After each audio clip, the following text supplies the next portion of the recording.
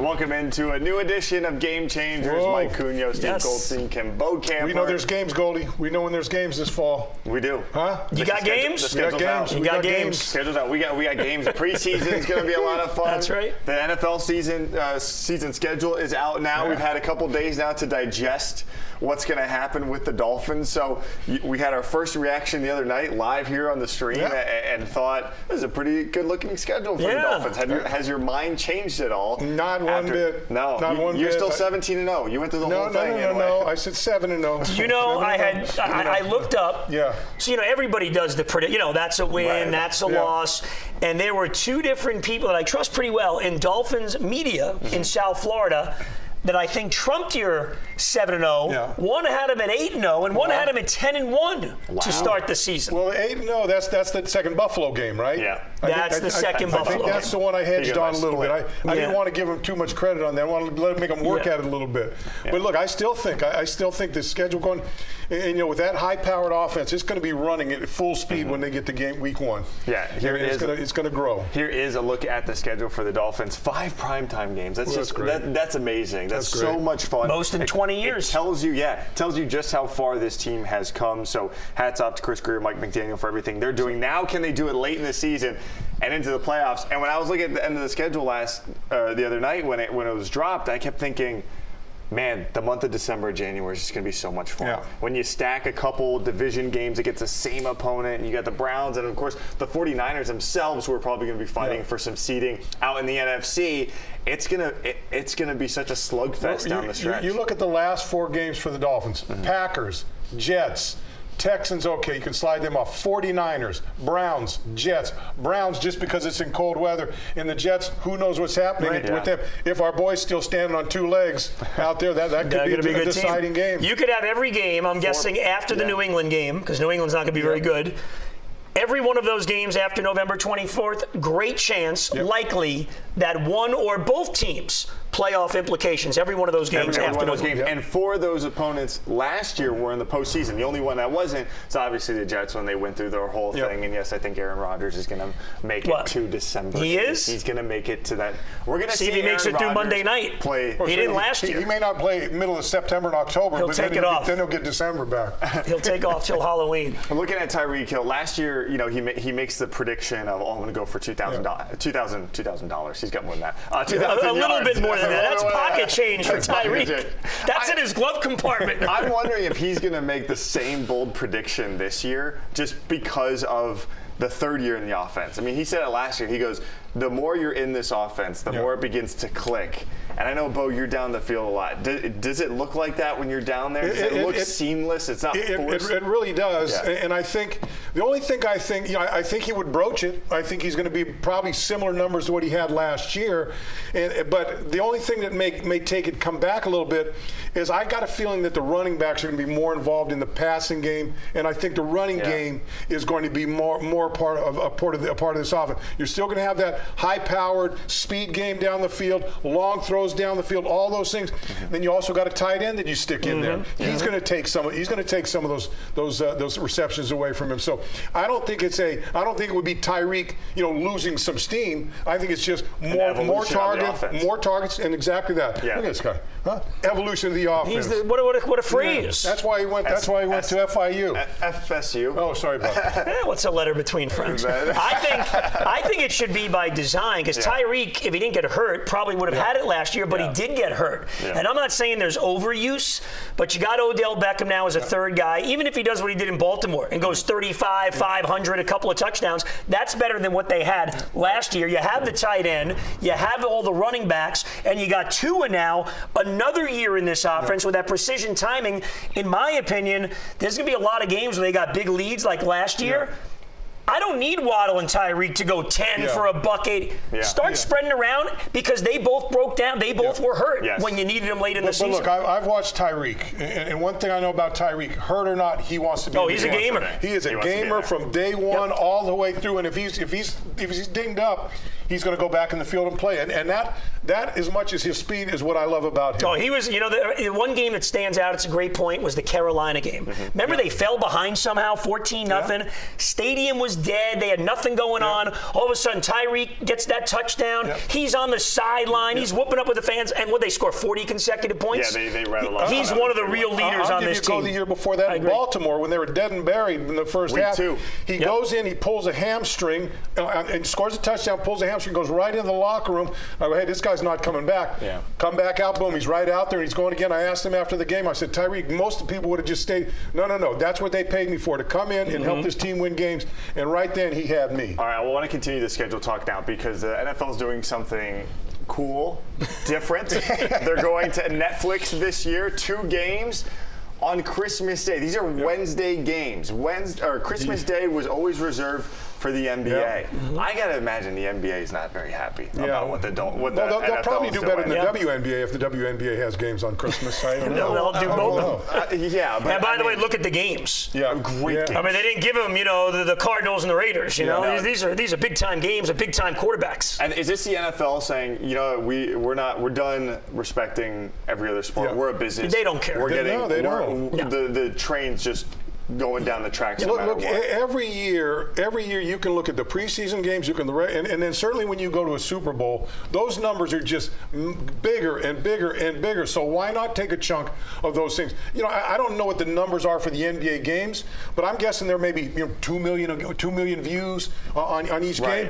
You watch these games; these are going to be 8 million, minimum, 10 million, minimum, maybe 12 million, maybe more. I mean, so why not? Because you'll have some people. I think everybody basically has Netflix, but the people that don't, I think you'll get like you got for Peacock last year with that Dolphins-Chiefs game, more than 20 million people, 23 million. You sign up for it, and then, if you keep it, you keep it. If you don't, you don't. But these are really good games, and the only place you can watch them, I'm guessing in the local markets. Maybe on regular TV. They pick them up. I'm guessing, but that whole rule is weird with me.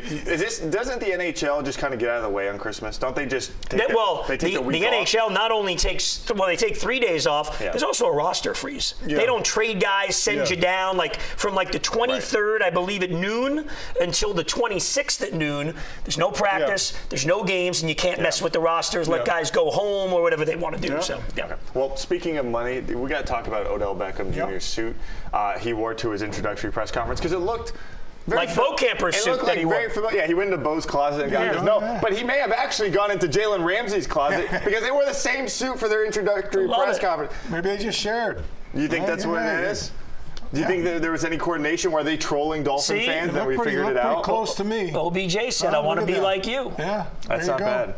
I'd wear that. I hope he looks that good on the field. That's the hope, Hey, 500 yards, 5 touchdowns. We'll see. He's going to be fine. We'll see. It's better than what they had at third receiver last year. I get you. I understand that. Chase Claypool, bye. Glad to see you go. All right. We're going to get out of here on this segment right now. We'll be back. When we come back, we're going to talk about the Panthers. Obviously, they're still in the heat of a playoff run right now. But who is their most valuable player at the moment? Good question. We'll debate that next.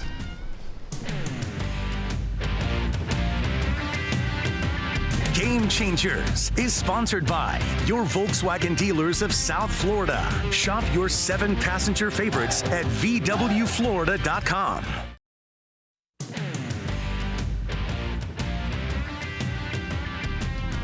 And we're back on Game Changers. Time to talk about the Florida Panthers. They've been so much fun to watch during the postseason here. But guys, I think there's like 5 different dudes on this lineup. You could probably make a case who's been the most valuable player for the roster. So Goldie, I'll start with you. If you had to pick your Panther MVP so far through the postseason, who would it be? Well, you probably think I'm crazy because Sam Reinhart continues to do what he does. But Alexander Barkov's their best player. He's the leader. And they've kind of taken on now his seriousness. This is a more serious team than it was the last couple of years. Paul Maurice has said that publicly. What he does defensively is incredible.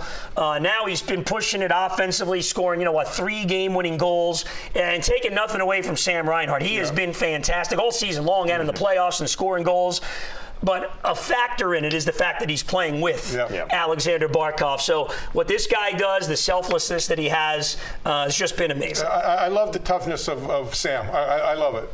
And Kachuk, But I'm with you. I got to agree with Goldie because this is a guy. He's the straw that stirs the drink, right? He gets things going. He's an assist guy. He can score. He defends. He'll beat you up a little bit. He does a lot of things, and he always seems to be in the right place at the right time, right? I just. For all things, you can't leave off Bobrovsky in this too. Yep. No. You talk about Barkov and how steady he is, and kind of the straw that stirs it. It's just so inevitable. He's like Thanos. It just keeps coming. It doesn't stop. Their composure stays. It don't really waver that much, and I think that's because of him.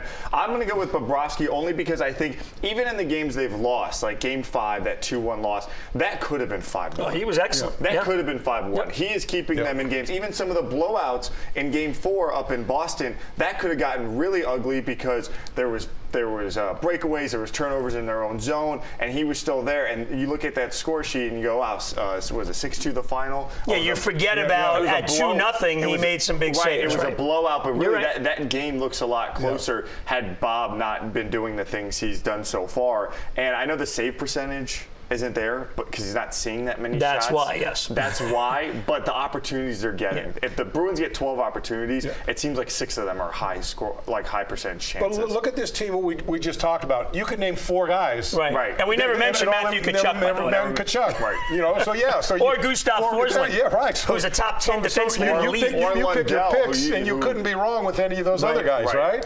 Which says a lot about this team. They're deep. That's why they are where they are. And this team isn't just fun because of the players, but the coach. Paul Maurice. He's a beauty.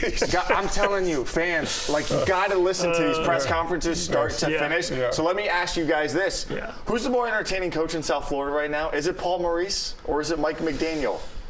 I think we get a little more from Paul during the game on the bench. And the great thing is, so in Game 5, they were struggling, and he gave them a little wake-up call. He said they needed a little profanity in their life. Yeah.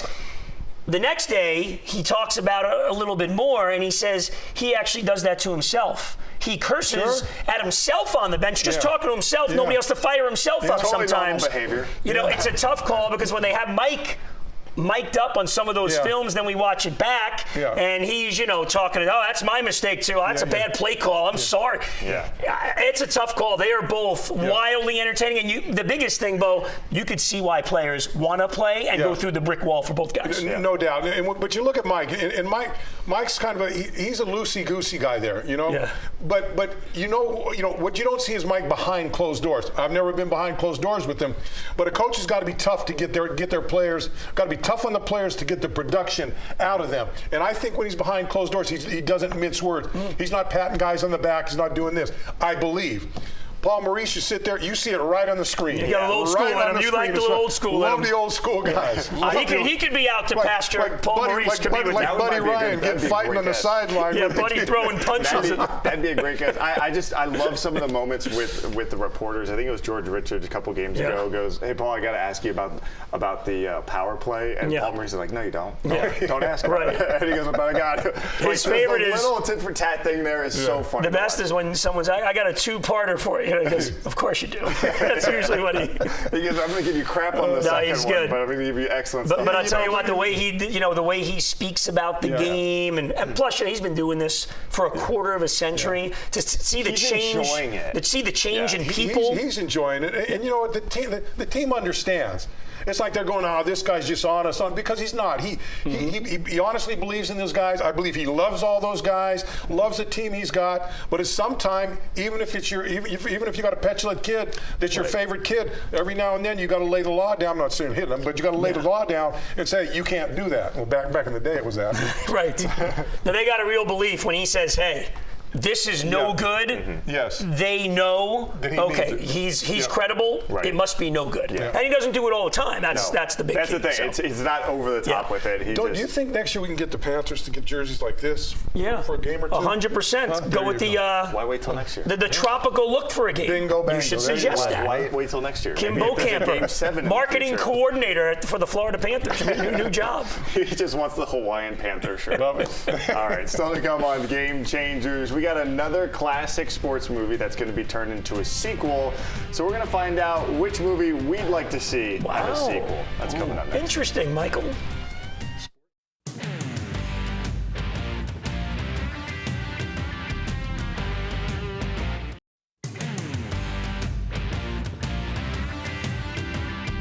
Welcome back to Game Changers. You know, we all love good sports movies, good old classic sports movie. Hell, this guy was in one. You were in one. You were in a movie. You were the star of one of them. Well, I wouldn't say I was a star. Ace Ventura, Pet Detective, A-lister right here. Yeah. But we got a new movie. Happy Gilmore is coming out with a sequel. I love the original. Happy Gilmore 2 is coming out. So this got us thinking in the sports office, if you can come up with a movie, a sports movie that you'd like to see a sequel made out of, which one would it be? Well, Happy Gilmore, it's kind of the funny thing. Yeah. You know, I'd like to see a remake of the Jim Thorpe story. Wow. I'm going way back. So you want a remake? You want to overhaul it? Yeah, overhaul it a little bit. Give him a little more drama. You know, you're wearing like sneakers and stuff. You know, let's get it aced up leather a little helmets. bit. You know, The Jim Thorpe story. That's all right. Here in 2024. All right, Goldie, what do you got? I'm going to go with Slapshot. Oh, there you go. I mean, Oglethorpe. Oogie Oglethorpe. Now, Mike Never saw any of Cunio these. has never seen it. The Hanson brothers? So that's what I said. Come on. Hey, what are they doing? They're putting on the foil, coach, to start pounding you.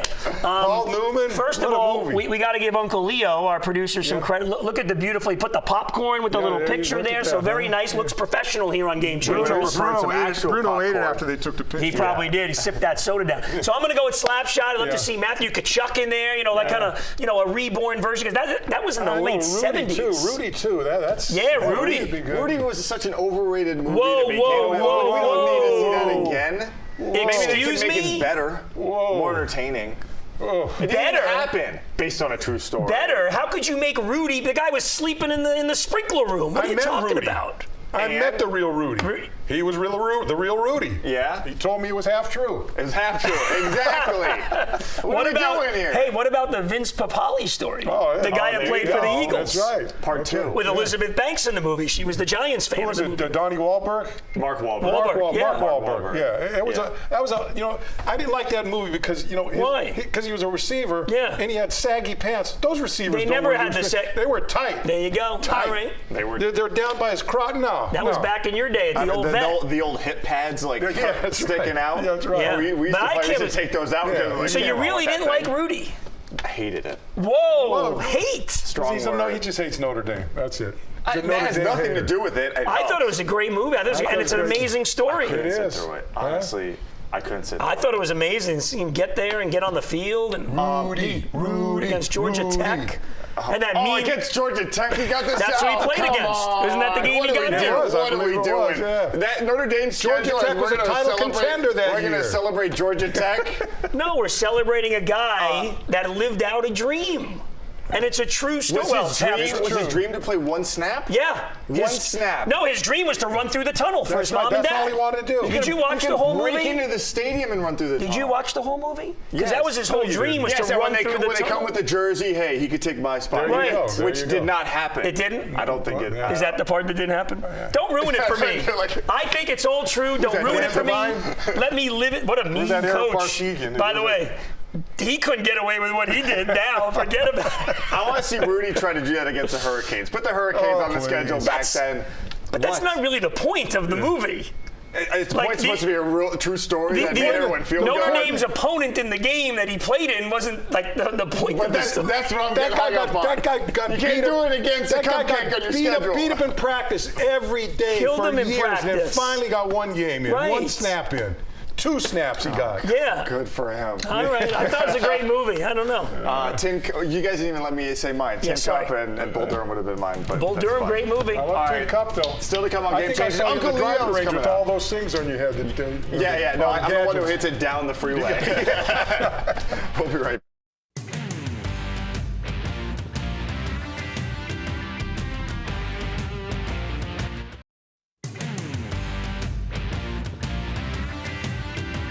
Welcome back to Game Changers, where Rudy was offsides. Rudy. Just to get you mad. Don't do that. Uncle Leo is back with us, and he's actually a big Notre Dame fan. Rudy. Leo, was Rudy offsides? He was definitely not offside. Oh, okay. He's lined up in the neutral zone. He had a quick first step. Yeah. It's all that practice. He's like Chop. He got a quick first step. He's like Chop. He's like Chop. Leo, what do you got for us before we start fighting All right, first of all, we're going to do a sequel of Game Changers, and Mike is not in it.